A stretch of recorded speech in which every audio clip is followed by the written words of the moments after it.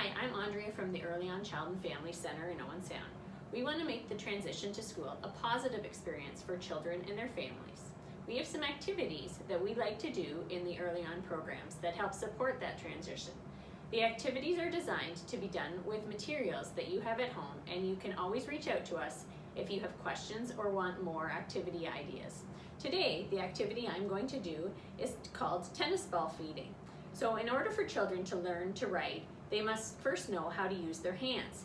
And in order for children to coordinate the functions of their hands, they must strengthen their hands and fingers through tactile experiences.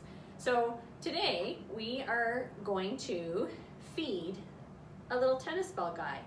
So the first thing you're gonna do is you're gonna need an X-Acto knife for this activity. So a grown-up obviously has to do this. And you are just going to cut a line right across the tennis ball from one side to the other, so that when you squeeze it, it opens like this. So the next thing that you need to do is you're going to get your child to draw a face on your tennis ball guy. So you can ask what features they should have: eyes, nose, mouths, cheeks, ears, whatever you want.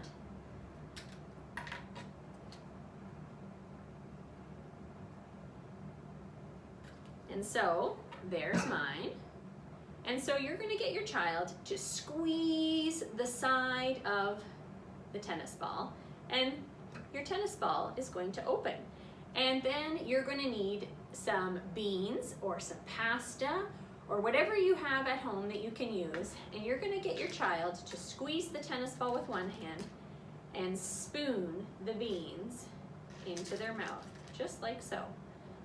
So they're also practicing eye-hand coordination, because they have to get it on the spoon and then move it into their mouth without spilling.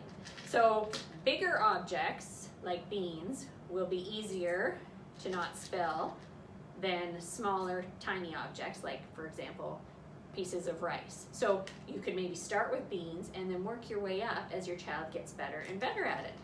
So this is also an opportunity for you to talk about things like manners. So I always like to, once he's all filled up, I say that he's all full and he let out a great big burp, burp. And then I always say, and what do you say once you burp? And your child will of course answer, excuse me. So that's our activity today. So just tennis ball, a spoon, some beans or any kind of food that you have at home, and of course some markers. So if you have any questions, just send us a message, and we hope you have fun. See ya.